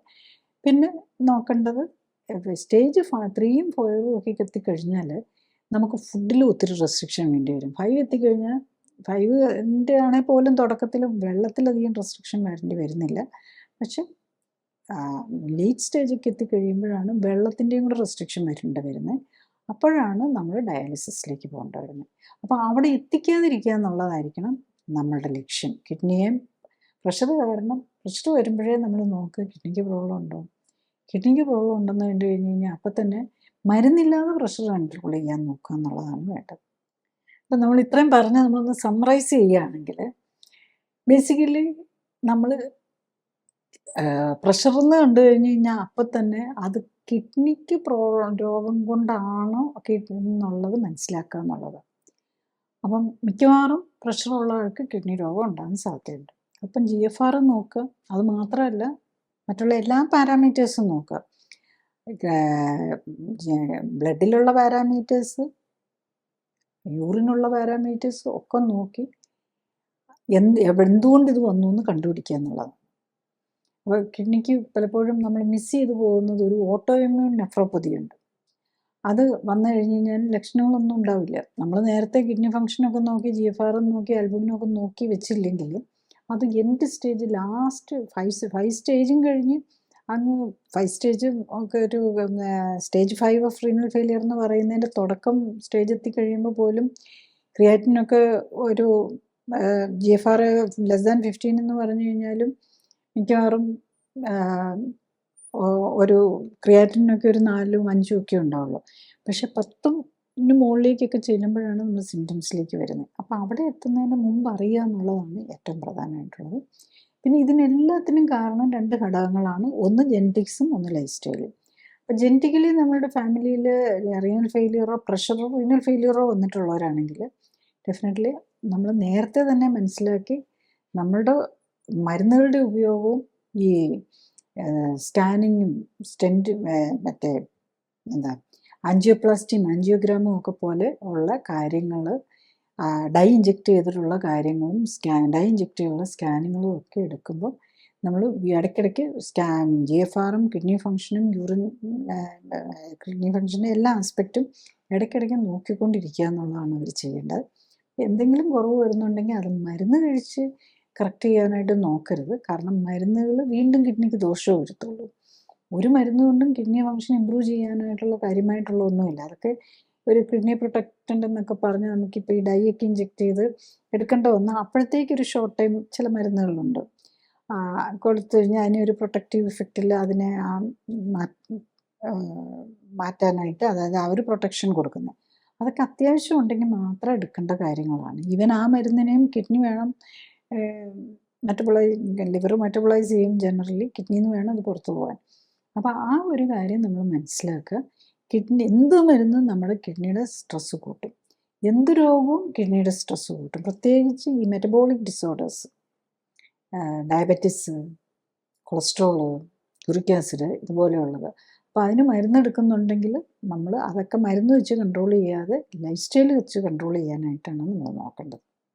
അപ്പോൾ ഇത്തരം രോഗത്തെക്കുറിച്ച് നമ്മൾ ഈ ഒരു സമ്മറൈസ് ചെയ്യുമ്പോൾ നമ്മളെപ്പോഴും ഓർക്കേണ്ട ഒരു പോസിറ്റീവ് തിങ് എന്താണെന്ന് ചോദിച്ചു കഴിഞ്ഞാൽ ഇതൊക്കെ റിവേഴ്സ് ചെയ്യാൻ പറ്റും. എൻഡ് സ്റ്റേജ് എത്തിയില്ലെങ്കിൽ റിവേഴ്സ് ചെയ്യാൻ ഒരു പരിധി വരെ നമ്മുടെ ബോഡിക്ക് കഴിവുണ്ട്. നമ്മളതിൻ്റെ റൂട്ട് കോസ് എന്താണെന്ന് കണ്ടതിനെ കറക്റ്റ് ചെയ്ത് കഴിഞ്ഞാൽ റിവേഴ്സിബിളാണ് ഒരു പരിധി വരെ. അത് എത്ര ഡാമേജ് ഉണ്ടെന്നനുസരിച്ചായിരിക്കും. ഇപ്പോൾ സ്റ്റേജ് 5 കഴിഞ്ഞ ആളെ നമ്മളൊരിക്കലും വെരി ലേറ്റ് 5 ആൾ നമ്മൾ 1 എത്തിക്കുമെന്ന് പ്രതീക്ഷിക്കരുത്. കുറച്ച് 5 ആളെ നമ്മൾ 4 എത്തിക്കുക, 4 ആളെ 3 എത്തിക്കുക, 3 ആളെ 2 എത്തിക്കുക. അങ്ങനെ നമുക്ക് ചെയ്യാൻ പറ്റുള്ളൂ. കാരണം ഒരു ഡാമേജ് വന്നു കഴിഞ്ഞാൽ അത് ഫുള്ളി നോർമലിലേക്ക് എത്തിക്കുക എന്നുള്ളത് ഇമ്പോസിബിൾ ആയിരിക്കും. അപ്പോൾ ഏർലി സ്റ്റേജിൽ നമ്മൾ കണ്ടുപിടിച്ച നമ്മുടെ ഡാമേജ് ഇനിയും ഫർദർ പോകാതിരിക്കാനും അതിൽ നിന്ന് കുറച്ചൊന്ന് ഇമ്പ്രൂവ് ചെയ്ത് നിലനിർത്തിക്കൊണ്ട് പോകാനും ആയിരിക്കും നമുക്ക് പറ്റുക. അപ്പം നേരത്തെ ഡയഗ്നോസ് ചെയ്യുക എന്നുള്ളതാണ് ഏറ്റവും ഇമ്പോർട്ടൻറ്റ്. അത് റിവേഴ്സിബിളാണ്. പിന്നെ നെഗറ്റീവായിട്ടുള്ളത് ഓർ ഈവൻ അതിനെ ഒരു പോസിറ്റീവ് ആക്കി, നെഗറ്റീവിനെയും പോസിറ്റീവ് ആക്കുക എന്നുള്ളതാണല്ലോ നമ്മൾ മരുന്നോ ഓപ്പറേഷനോ കൊണ്ട് ഇതൊന്നും കറക്റ്റ് ചെയ്യാൻ പറ്റില്ല എന്നുള്ളതാണ്. അതായത് അതിൻ്റെ ഒരു നെഗറ്റീവ് ആസ്പെക്റ്റ് എന്ന് പറയുന്നത്. പക്ഷെ നമുക്കിപ്പോൾ ലൈഫ് സ്റ്റൈൽ കൺട്രോൾ ചെയ്താൽ ഇതൊന്നും മരുന്നോ ഓപ്പറേഷനോ ഒന്നും ഇല്ലാതെ, ഡയാലിസിസോ ഒന്നും ഇല്ലാതെ നേരത്തെ കണ്ടുപിടിക്കുക. ലൈഫ് സ്റ്റൈൽ വെച്ച് നമ്മൾ ഈ പ്രഷറിനെ ആണെങ്കിലും കിഡ്നി ഫങ്ഷനെ ആണെങ്കിലും പ്രഷർ നോർമലാക്കാനും കിഡ്നി ഫങ്ഷൻ ഇമ്പ്രൂവ് ചെയ്യാനും നോക്കണം. അതിന് സെൽഫായിട്ട് നമുക്ക് പറ്റാതെ വരുമ്പോഴാണ് നമ്മൾ clinically supported life style correction. അപ്പോൾ നമ്മളൊരു ലൈഫ് സ്റ്റൈൽ കറക്റ്റ് ചെയ്യാനായിട്ട് അതിൻ്റെ സയൻറ്റിഫിക് മെത്തേഡ്സ് അറിഞ്ഞ് എന്തുകൊണ്ട് ഇത് വന്നു എന്ന് കണ്ടുപിടിച്ച് കറക്റ്റ് ചെയ്യാനായിട്ടുള്ള ഒരു ഹെൽപ്പ് എടുക്കുക എന്നുള്ളത്. എന്നാൽ മാത്രമേ നമ്മൾ കിഡ്നിയെ നമുക്ക് സംരക്ഷിക്കാൻ പറ്റുള്ളൂ. പ്രഷർ കൂടി പ്രഷർ കൊണ്ടുള്ള മറ്റ് സൈഡ് ഇഫക്ട്സ്, ഹാർട്ടിനെ ആണെങ്കിലും ബ്രെയിനിനെ ആണെങ്കിലും എല്ലാ ഓർഗൻസിനും പ്രഷർ കൂടിക്കഴിഞ്ഞ് കഴിഞ്ഞാൽ ഡാമേജ് വരും. അതിനെ മരുന്ന് വെച്ച് കഴിച്ച് സംരക്ഷിക്കാൻ ഇമ്പോസിബിളാണ്. പക്ഷേ ലൈഫ് സ്റ്റൈൽ കറക്റ്റ് ചെയ്താൽ നമുക്ക് ഈ അതുകൊണ്ട് വരാവുന്ന സൈഡ് ഇഫക്ട്സ് എല്ലാം നമുക്ക് പ്രിവെൻറ്റ് ചെയ്യാൻ പറ്റുന്നതേ ഉള്ളൂ. പക്ഷേ അതെത്ര നമ്മൾ ഡാമേജ് വരുന്നതിന് മുമ്പ്, തീരെ ഡാമേജ് വരുന്നതിന് മുമ്പ് കണ്ടുപിടിക്കുക എന്നുള്ളതാണ്. പ്രത്യേകിച്ച് റീനൽ ഫങ്ഷൻ ഒരു GFR 30 താഴെ ഒരു 4th സ്റ്റേജിലേക്കും 5th സ്റ്റേജിലേക്ക് എത്തിയാൽ ലൈഫ് സ്റ്റൈൽ കറക്റ്റ് ചെയ്യാനായിട്ട് പറ്റില്ല, ഫുള്ളി പറ്റില്ല. കാരണം ലൈഫ് സ്റ്റൈൽ കറക്ഷൻ്റെ ഒരു മേജർ പാർട്ട് എന്ന് പറയുന്നത് ന്യൂട്രീഷൻ എല്ലാം കറക്റ്റായിട്ട് എടുക്കുക എന്നുള്ളത്. പക്ഷേ അപ്പോൾ ആ ലെവലിലേക്ക് വന്നു കഴിഞ്ഞാൽ ന്യൂട്രീഷൻ റെസ്ട്രിക്ഷൻ വരും. അപ്പം നമുക്ക് നമ്മുടെ ബോഡി നമ്മൾ ഈ clinically supported life style correction കൊണ്ട് ഉദ്ദേശിക്കുന്നത് നമ്മുടെ ബോഡി റിപ്പയർ ചെയ്യുക എന്നാണ്. അപ്പോൾ റിപ്പയർ ചെയ്യാൻ വേണ്ട ന്യൂട്രീഷൻ എല്ലാം കൊടുക്കാൻ പറ്റാത്ത നിലയിലേക്ക് വരും. ന്യൂട്രീഷൻ കൊടുക്കാതെ ബോഡിക്ക് ഫുള്ളി നമ്മുടെ ഇമ്മ്യൂൺ സിസ്റ്റമാണ് നമ്മുടെ ബോഡി റിപ്പയർ ചെയ്യേണ്ടത്. അപ്പോൾ ഇമ്മ്യൂൺ സിസ്റ്റത്തിന് വേണ്ട ന്യൂട്രീഷൻ കൊടുത്തില്ലെങ്കിൽ അവർക്ക് പറ്റില്ലല്ലോ. അപ്പോൾ അതും കൂടെയാണ് ഏറ്റവും ഇമ്പോർട്ടൻറ്റ്. കിഡ്നി ഫെയിലിയർ വന്നു കഴിഞ്ഞാൽ, പക്ഷെ ബാക്കിയുള്ള ഒരു രോഗത്തിനും അത് വരുന്നില്ല എന്നുള്ളതാണ്. ലങ്സിൻ്റെയോ ഹാർട്ടിൻ്റെയോ ഒക്കെ പ്രോബ്ലം വന്നു കഴിഞ്ഞാൽ നമ്മൾ ഫുഡ് റെസ്ട്രിക്റ്റ് ചെയ്യേണ്ടി വരികയില്ല. കിഡ്നിക്ക് പ്രോബ്ലം വന്നു കഴിഞ്ഞാലാണ് നമ്മൾ ഫുഡ് റെസ്ട്രിക്റ്റ് ചെയ്യേണ്ടി വരുന്നത്, ന്യൂട്രീഷൻ റെസ്ട്രിക്റ്റ് ചെയ്യേണ്ടി വരുന്നത്. ആ നിലയിൽ എത്തിക്കുന്നതിന് മുമ്പ് കണ്ടുപിടിച്ചാൽ നമുക്കൊരു പരിധി വരെ ഒരു കിഡ്നി ഫെയിലിയറിലേക്കും ഡയാലിസിസിലേക്കും റീനൽ ട്രാൻസ്പ്ലാന്റിലേക്കും ഒക്കെ പോകാതെ നോക്കാൻ പറ്റുന്നതേ ഉണ്ടാവുള്ളൂ. ഞാൻ ഈ പറഞ്ഞ കാര്യങ്ങൾ ശ്രദ്ധിച്ച് കേൾക്കാനും മനസ്സിലാക്കാനും കഴിഞ്ഞാൽ ഇത്തരം ജീവിതശൈലി രോഗങ്ങളുടെ കാരണം മനസ്സിലാക്കി അവയെ പ്രതിരോധിക്കാനും ഒരിക്കൽ വന്ന് നേരത്തെ കണ്ടെത്താനും ജീവിതശൈലിയിൽ വേണ്ട മാറ്റങ്ങൾ വരുത്തി അതിൽ നിന്ന് മോചനം നേടാനും സഹായകമാവും. മരുന്നോ ഓപ്പറേഷനോ കൊണ്ട് ഇത്തരം ജീവിതശൈലി രോഗങ്ങൾ മാറ്റാനാകില്ല. കാരണം മരുന്നിൻ്റെയോ ഓപ്പറേഷൻ്റെയോ കൊണ്ടല്ല ഇത്തരം രോഗങ്ങൾ ഉണ്ടാകുന്നത്, മറിച്ച് ജീവിതശൈലിയിലെ അപാകതകൾ കൊണ്ടാണ്. അതിനാൽ ജീവിതശൈലി ക്രമീകരിക്കുന്നതിലൂടെ മാത്രമേ ഇത്തരം ജീവിതശൈലി രോഗങ്ങളെ പ്രതിരോധിക്കാനും ഒരിക്കൽ വന്നാൽ അതിൽ നിന്ന് മോചനം നേടാനും സാധിക്കൂ. അടുത്തത്, ആരോഗ്യകാര്യങ്ങളെക്കുറിച്ച് സംസാരിക്കുന്ന വ്യക്തിയുടെ ശാസ്ത്രീയ അടിത്തറ വിലയിരുത്തേണ്ടതുണ്ട് എന്താണ്? ഞാൻ ഡോക്ടർ ജോളി തോംസൺ 1981 ബാച്ചിൽ കോട്ടയം മെഡിക്കൽ കോളേജിൽ നിന്നും MBBS-ഉം തുടർന്ന് തിരുവനന്തപുരം മെഡിക്കൽ കോളേജിൽ നിന്നും MD-യും റീപ്രൊഡക്റ്റീവ് മെഡിസിനും സർജറിയിലും സ്പെഷ്യൽ ട്രെയിനിങ്ങുകൾക്കും ശേഷം ഗവൺമെൻറ് സർവീസിൽ ചേർന്നു. 97-ൽ റിസൈൻ ചെയ്ത ശേഷം എറണാകുളത്ത് തേവരയിൽ ലൈഫ് കെയർ സെൻറ്ററിൽ മരുന്നുകളും ശസ്ത്രക്രിയകളും ഒഴിവാക്കി ക്ലിനിക്കൽ സപ്പോർട്ടോടെയുള്ള ജീവിതശൈലി ക്രമീകരണത്തിലൂടെ ജീവിതശൈലിയുമായി ബന്ധപ്പെട്ട രോഗങ്ങൾ തടയുന്നതിനും ചികിത്സിച്ചു മാറ്റുന്നതിനും ഊന്നൽ നൽകുന്നു. മോഡേൺ മെഡിസിനിൽ ഉപയോഗിക്കുന്ന മരുന്നുകളും ഓപ്പറേഷനുകളും ഫിസിയോതെറാപ്പിയും ഇമ്മ്യൂണിറ്റിയെ എങ്ങനെ സ്വാധീനിക്കുന്നു എന്നതിനെക്കുറിച്ച് പഠനങ്ങൾ നടത്തി. ഈ പഠനങ്ങളുടെ വെളിച്ചത്തിൽ ഇമ്മ്യൂണിറ്റിയെ ഉത്തേജിപ്പിക്കാനുള്ള പോഷക മിശ്രിതങ്ങളും ഓക്സിഫ്ലെക്സ് എന്ന പ്രത്യേക വ്യായാമ രീതിയും ഡെവലപ്പ് ചെയ്തു.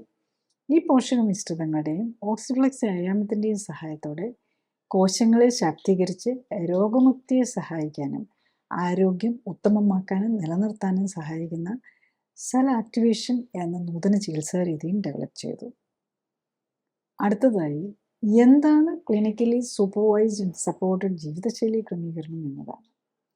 ക്ലിനിക്കലി സൂപ്പർവൈസ്ഡ് ജീവിതശൈലി ക്രമീകരണത്തിൽ ശരീരഘടനയും ശരീരത്തിലെ കൊഴുപ്പിൻ്റെ അളവും കണ്ടെത്തുകയും ഒപ്പം തന്നെ ഉത്തമ ശരീരഘടന എന്തായിരിക്കണമെന്ന് കണ്ടെത്തുകയുമാണ് ആദ്യഘട്ടം. രണ്ടാമതായി, രക്തപരിശോധനകൾ നടത്തി ഹൃദയം, രക്തക്കുഴലുകൾ, ലിവർ, കിഡ്നി തുടങ്ങിയ അവയവങ്ങളുടെ ആരോഗ്യസ്ഥിതിയും ഇമ്മ്യൂൺ സ്റ്റാറ്റസും ഹോർമോണുകളുടെയും പോഷകങ്ങളുടെയും ലെവലും ശരീരത്തിന് ചേരുന്ന ഭക്ഷ്യവസ്തുക്കൾ ഏതൊക്കെയെന്ന് മനസ്സിലാക്കാൻ ശ്രമിക്കുകയാണ്. മൂന്നാമതായി, ഉത്തമ ശരീരഘടനയിൽ എത്താൻ വേണ്ട ജീവിതശൈലി ക്രമീകരണങ്ങളാണ്.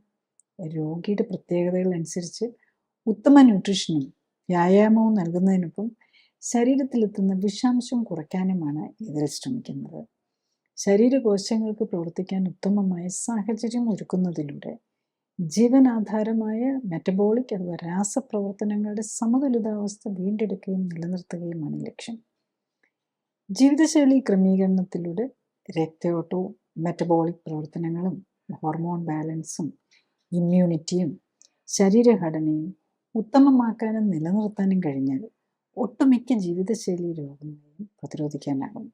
മാത്രമല്ല, വർഷങ്ങളായി മരുന്ന് കഴിക്കുന്നവർക്ക് പോലും രോഗം മൂർച്ഛിച്ച് അവയവങ്ങൾ തീരെ നശിക്കുന്നതിന് മുൻപെങ്കിലും കേടായ ശരീരകോശങ്ങളുടെ പുനർനിർമ്മിതിക്ക് ആവശ്യമായ പോഷകങ്ങൾ നൽകാനും വിഷാംശം ശരീരത്തിലെത്തുന്നത് തടയാനും ശരീരകോശങ്ങളെ എല്ലാം ഉത്തേജിപ്പിക്കാനുതകുന്ന വ്യായാമത്തിലൂടെ എല്ലാ ശരീരകോശങ്ങൾക്കും വേണ്ട രക്തയോട്ടം ലഭിക്കുന്നു എന്ന് ഉറപ്പാക്കാനും വേണ്ട ജീവിതശൈലി ക്രമീകരണത്തിന് തയ്യാറായാൽ പ്രമേഹവും പ്രഷറും ഹൃദ്രോഗവും അലർജിയും ആസ്മയും ആർത്രൈറ്റിസും ക്യാൻസറും പോലുള്ള ഒട്ടുമിക്ക ജീവിതശൈലി രോഗങ്ങളിൽ നിന്നും അവയ്ക്കായി കഴിക്കുന്ന മരുന്നുകളിൽ നിന്നും വേണ്ടിവരാവുന്ന ഓപ്പറേഷനുകളിൽ നിന്നും ഒക്കെ മോചനം നേടാനും കഴിയുന്നതേ ഉള്ളൂ.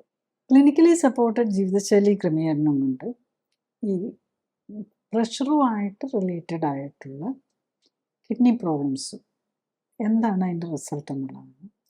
ജനറലി പ്രഷറിന് വേണ്ടിയിട്ട് മരുന്ന് കഴിക്കുന്ന ഒട്ടുമിക്ക പേർക്കും റീനൽ ഫങ്ഷനിൽ കുറവ് വന്നിട്ടുണ്ടാവും. അതായത് ഓൾറെഡി കുറച്ചെന്തെങ്കിലുമൊക്കെ റീനൽ ഫങ്ഷൻ GFR ഒക്കെ കുറഞ്ഞിട്ടുണ്ടാവും. അതാണ് സാധാരണ നമ്മൾ കാണാറുള്ളത്.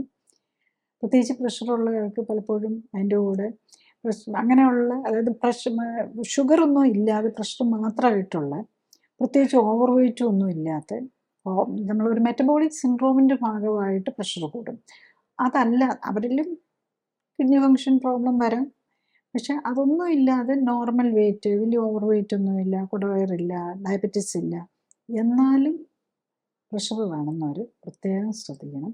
കാരണം അതൊരു ഓട്ടോ ഇമ്മ്യൂൺ ഡിസീസിൻ്റെ IgA നെഫ്രോപ്പതി, നെഫ്രോസ്ക്ലെറോസിസ് അങ്ങനെയൊക്കെ പറഞ്ഞ ചില കണ്ടീഷനുണ്ട്. ഒരു ഓട്ടോ ഇമ്മ്യൂൺ ഡിസീസ് വരും. അതിൻ്റെ ഭാഗമായിട്ട് വരുന്ന കിഡ്നി പ്രോബ്ലം ആയിരിക്കും. അപ്പം അത് നമ്മൾ ചില ഭക്ഷണം അങ്ങനെയൊക്കെ ആയിട്ട് കണക്റ്റഡ് ആയിരിക്കും. അതായത് അതൊരു നമ്മുടെ ഇമ്മ്യൂൺ സിസ്റ്റം നമ്മുടെ കിഡ്നിക്ക് അഗെയിൻസ്റ്റ് ആയിട്ട് വർക്ക് ചെയ്യുന്നു. അതാണ് അതിൽ വരുന്നത്. അപ്പോൾ അങ്ങനെയുള്ളതും നമ്മൾ നേരത്തെ കണ്ടുപിടിച്ചാൽ മാത്രമേ പ്രോഗ്രസ് ചെയ്യാതെ പ്രിവെൻറ്റ് ചെയ്യാൻ പറ്റുക. ഡയബറ്റിസും അല്ലാത്ത ഹൈപ്പർ ടെൻഷനും ഒബേസിറ്റി അതിലാണെങ്കിലും നമുക്ക് പ്രിവെൻറ്റ് ചെയ്യാൻ പറ്റും, ഇതിലാണെങ്കിലും പ്രിവെൻറ്റ് ചെയ്യും. ഏതിലാണെങ്കിലും നമുക്ക് പ്രഷറുണ്ടോ, അത് നമുക്ക് ഏത് രീതിയിലുള്ള പ്രഷറാണെങ്കിലും നമ്മളിപ്പം ഈവൻ റീനൽ ഫെയിലിയറിലിരിക്കുന്നവരുടെ പോലും നമുക്ക് മിക്കവാറും പ്രഷർ കൺട്രോൾ ചെയ്യാൻ പറ്റുന്നു എന്നുള്ളതാണ് clinically supported life style correction കൊണ്ട്. അപ്പോൾ അവർക്ക് മിക്കവാറും മറ്റെന്തെങ്കിലും ഉണ്ടെങ്കിൽ, ഇപ്പോൾ ഡയബറ്റീസ് ഉണ്ടെങ്കിൽ അതിൻ്റെ മരുന്ന് നമുക്ക് നിർത്താൻ, ജീവിതശൈലിയായിട്ട് ബന്ധപ്പെട്ട് ഏത് രോഗമാണെങ്കിലും ഇതിൻ്റെ ബെനിഫിറ്റ് ഉണ്ടാവും. അപ്പോൾ പ്രഷറിനാണ് മിക്കവാറും പേഷ്യൻസിൻ്റെ പ്രഷറിൻ്റെ മരുന്ന് വിതിൻ എ മന്ത് തന്നെ അവർ കറക്റ്റായിട്ട് ഫോളോ അപ്പ് ചെയ്യുകയാണെങ്കിൽ വിതിൻ 2 വീക്സ് 3 വീക്സ് കൊണ്ട് മിക്കവാറും പ്രഷറിൻ്റെ മരുന്ന് കുറച്ചുകൊണ്ട് വന്ന് നിർത്താൻ പറ്റും. പിന്നെ എപ്പോഴെങ്കിലും ഒരു സ്ട്രെസ്ഫുൾ സിറ്റുവേഷൻ വന്നു അങ്ങനെയൊക്കെ വരുമ്പം മാത്രം, അതും റീനൽ ഫെയിലിയറിലുള്ള പേഷ്യൻ്റ് അല്ലെങ്കിൽ, അതായത് ഒരു GFR കുറഞ്ഞ 60 മുകളിലുള്ളവർക്കാണ് ഈസി ആയിട്ട് കൺട്രോൾ ചെയ്യാൻ പറ്റും. കാരണം ന്യൂട്രീഷൻ എല്ലാം കൊടുക്കാം. Even sodium potassium balance correct ചെയ്യാനായിട്ട് കൊടുക്കാം. കിഡ്നിക്ക് ബേസിക് ഫങ്ഷനുണ്ട്. അപ്പോൾ അവരെ ഫുഡിൽ ന്യൂട്രീഷനിലൊന്നും റെസ്ട്രിക്റ്റ് ചെയ്യേണ്ട വരുന്നില്ല. അങ്ങനെയുള്ളവർക്ക് ഈസി ആയിട്ട് ഫാസ്റ്റായിട്ട് മരുന്നുകളെല്ലാം കുറച്ചുകൊണ്ടെന്ന് ഏത് മരുന്നുകളാണേലും പ്രഷറിൻ്റെ മാത്രമല്ല, ഡയബറ്റീസിൻ്റെ ആണ്, ടൈപ്പ് 2 ഡയബറ്റീസ് ആണ്, തുടങ്ങുമ്പോൾ തന്നെ നിർത്താൻ പറ്റും. അതുമെല്ലാം കൂടെ ഉള്ളവരാണ്. ഈവൻ ആസ്മ, അലർജി ഇതിനൊക്കെ മരുന്ന് കഴിക്കുന്നുണ്ടെങ്കിലും അതുമൊക്കെ മിക്കവാറും 1 മാസത്തിനുള്ളിൽ തന്നെ നമുക്ക് മരുന്നുകളെല്ലാം കുറച്ചുകൊണ്ട് നിർത്താൻ പറ്റും. അപ്പോൾ തന്നെ കിഡ്നിക്ക് ഒത്തിരി ആശ്വാസവും. കാരണം ഈ കിഡ്നി വേണം ഈ മരുന്നിനെ എല്ലാം പുറത്തേക്ക് കളയാൻ. ലിവർ അതിനെ മെറ്റബോളൈസ് ചെയ്യും, കിഡ്നിനെ പുറത്ത് കളയാം. അപ്പം അത് കളയുന്ന ഈ മരുന്നുകളൊന്നും നിൽക്കുന്നത് തന്നെ കിഡ്നിക്ക് ഒത്തിരി ആശ്വാസമാകും. അതിൻ്റെ കൂടെ BP കൂടെ കൺട്രോൾ ആയി കഴിയുമ്പം BPയും കിഡ്നി ഡാമേജ് ചെയ്യുകയാണ് ചെയ്യുന്നത്. അതുകൊണ്ടാണല്ലോ BP മരുന്ന് തരാൻ തന്നെ, BP കുറയ്ക്കാനായിട്ട് മരുന്ന് തരാൻ കാരണം എന്താണെന്ന് വെച്ചാൽ BP കൂടിയ കിഡ്നി, ഹാർട്ട്, ബ്രെയിന്, കണ്ണ് ഒക്കെ നെഫ്രോപ്പതി, റെറ്റിനോപ്പതി, ഇങ്ങനെ സ്ട്രോക്ക്, ഹാർട്ട് അറ്റാക്ക് ഇതൊക്കെയാണല്ലോ അതുകൊണ്ട് BP കൊണ്ട് വരാവുന്ന ദോഷങ്ങൾ. അപ്പം BP നോർമൽ ആയതുകൊണ്ട് ആ പ്രശ്നങ്ങൾക്ക് പരിഹാരമായി. മരുന്നും കൂടി ഇല്ലാതെ വരുന്നതോടെ മരുന്നില്ലാതെ പരിഹാരമാകുമ്പോൾ കിഡ്നിക്ക് കൂടുതൽ നല്ലതാണ്. അതുപോലെ ലിവർ, എല്ലാ ഓർഗൻസിനും നമ്മൾ ഈ മരുന്ന് കഴിക്കുമ്പോൾ ഇത് എല്ലാ സെല്ലിലേക്കുമാണ് ഈ മരുന്നുകൾ പോകുന്നത്, അല്ലാതെ ഒരിടത്തേക്കല്ല. കിഡ്നിക്ക് വേണ്ടി മരുന്ന് കഴിച്ചാൽ കിഡ്നിക്കോ അല്ല പ്രഷറിന് വേണ്ടി മരുന്ന് കഴിച്ച് കഴിഞ്ഞാൽ രക്തക്കുഴലിലേക്ക് മാത്രമല്ല പോകുന്നത്, ഹോൾ സെല്ലിലേക്കാണ് പോകുന്നത്. അപ്പോൾ അത് പലതരത്തിലുള്ള ഇൻട്രാക്ഷൻസും സൈഡ് ഇഫക്ട്സും എല്ലാം വരുത്തും എന്നുള്ളതാണ്. അപ്പം നമ്മൾ എൻ്റെ എക്സ്പീരിയൻസ് വെച്ച് കൂടെ പറഞ്ഞു കഴിഞ്ഞാൽ ഇതുവരെ നമ്മൾ പ്രഷർ കൺട്രോൾ ചെയ്യാൻ ഒരാൾക്കും പറ്റാതെ വന്നിട്ടില്ല. ഈവൻ ഡയാലിസിസിലുള്ള പേഷ്യൻസിന് പോലും നമ്മൾ 3 നേരമൊക്കെ ഡയാലിസിസിലേക്ക് എത്തിയ പേഷ്യൻറ്റിനെ അവർക്ക് ഇതൊന്നും ടോളറേറ്റ് ചെയ്യാൻ പറ്റില്ല. ഒരു നേരമൊക്കെ ഡയാലിസിസ് ചെയ്തിങ്ങനെ മാനേജ് ചെയ്യുന്ന പേഷ്യൻസിൻ്റെ നമ്മൾ മരുന്നുകളെല്ലാം നിർത്തി കൊടുക്കാം. ഈവൻ 2 നേരമുള്ള മരുന്നുകൾ നിർത്തി കൊടുക്കാം. പക്ഷെ അവർക്ക് ഈ ഫുഡ് റെസ്ട്രിക്ഷനും ഒന്നും ടോളറേറ്റ് ചെയ്യാൻ പറ്റില്ല. അപ്പോൾ ഒരു നേരം ഡയാലിസിസ് ഒക്കെ ചെയ്യുന്നവർ ചിലപ്പം നമ്മൾ അവരുടെ എന്തുകൊണ്ട് വന്നു, അവരെത്ര ഇതായിട്ടുള്ളതെന്നൊക്കെ നമുക്ക് നോക്കേണ്ടി വരും.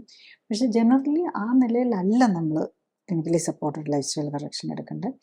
ഈവൻ നമ്മൾ ഡയാലിസിസിലേക്ക് എത്താത്ത 8ഉം 9ഉം 5ഉം 6ഉം ഒക്കെ ആകുമ്പോൾ തന്നെ ഡയാലിസിസ് പറയുമല്ലോ.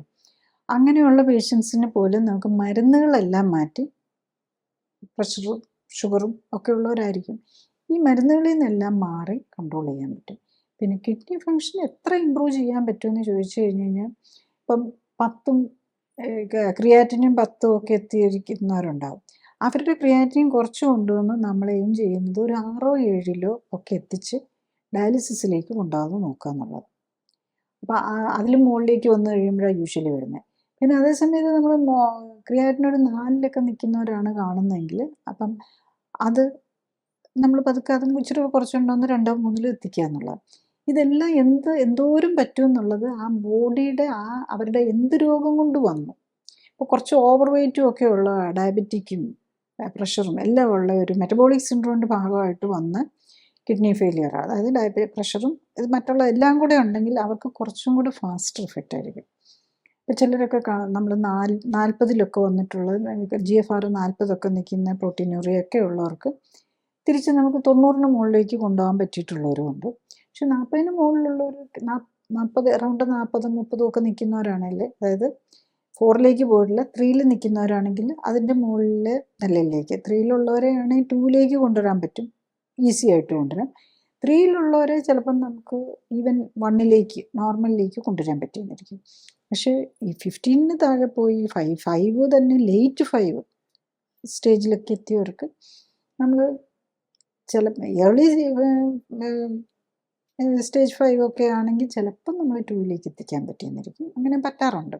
2ലുള്ളവരെ 3ൽ, അതായത് 2ലെന്ന് പറഞ്ഞ് GFR ഒരു 30ക്കും 15നും ഇടയ്ക്ക് നിൽക്കുന്നവരാണെങ്കിൽ അവർ 30ക്ക് മുകളിലേക്ക്, ചിലപ്പം 40ക്ക് മുകളിലേക്ക് ഒക്കെ കൊണ്ടുവരാൻ പറ്റും. അത് ഏത് കണ്ടീഷന് ഏത് രോഗം കൊണ്ട് വന്നു അവരുടെ മറ്റ് പാരാമീറ്റേഴ്സും എല്ലാം അനുസരിച്ചായിരിക്കും എത്ര റിപ്പയർ പോസിബിലിറ്റി ഉണ്ടെന്നുള്ളത്.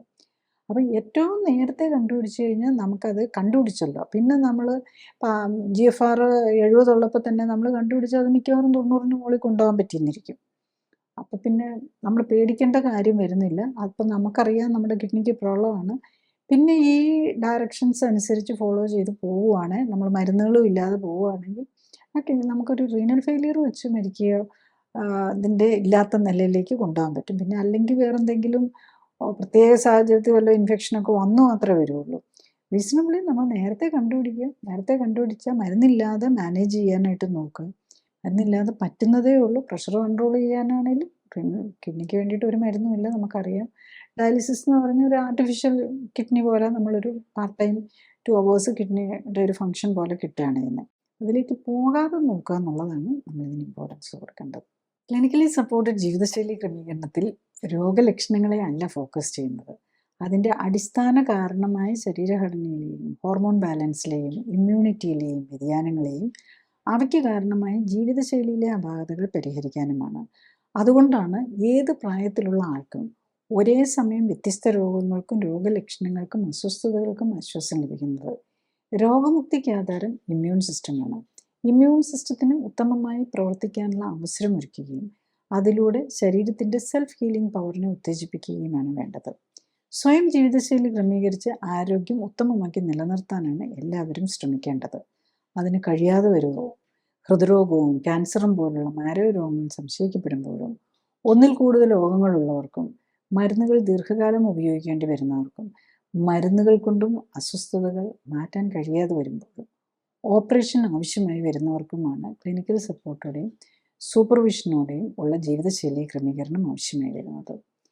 ജീവിതശൈലി ക്രമീകരണത്തിൻ്റെ ശാസ്ത്രീയ വശങ്ങളെക്കുറിച്ചും ക്ലിനിക്കൽ സപ്പോർട്ടോടെയുള്ള ജീവിതശൈലി ക്രമീകരണത്തെക്കുറിച്ചും വെബ്സൈറ്റിൽ നിന്നും യൂട്യൂബിൽ നിന്നും കൂടുതൽ അറിയാനാവും. ഡോക്ടറേക്കാൾ അറിവ് നേടാം എന്ന യൂട്യൂബ് സീരീസിലെ വീഡിയോകളും നൂതന സമീപനം എന്ന സീരീസിലെ ആദ്യ വീഡിയോയും നിങ്ങളുടെ രോഗത്തെക്കുറിച്ചുള്ള വീഡിയോകളും ചികിത്സ എങ്ങനെയാകണം എന്ന സീരീസിലെ വീഡിയോയും കാണാൻ പ്രത്യേകം ശ്രദ്ധിക്കുക. ഫേസ്ബുക്കിലും യൂട്യൂബിലും എല്ലാ ശനിയാഴ്ചയും 2:30-നുള്ള ലൈവ് എപ്പിസോഡുകളും നിങ്ങളുടെ രോഗവുമായി ബന്ധപ്പെട്ട കഴിഞ്ഞുപോയ എപ്പിസോഡുകളും കാണുന്നത് നല്ലതാണ്. Thank you.